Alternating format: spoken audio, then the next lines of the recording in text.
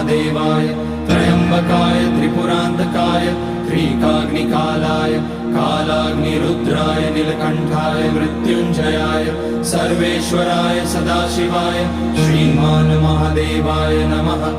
ओम नमः शंभवाय च मयोभवाय च नमः शंकराय च मयस्कराय च नमः शिवाय च शिवतराय च।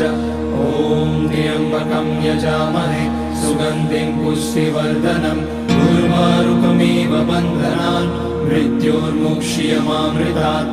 नागेन्द्रहाराय त्रिलोचनाय भस्मांगराय महेश्वराय नित्याय शुद्धाय दिगंबराय तस्मै नकाराय नमः शिवाय। मंदाकिनी सलिल चंदन चर्चिताय नंदीश्वर प्रमथनाथ महेश्वराय मंदार पुष्य बहुपुष्य सुपूजिताय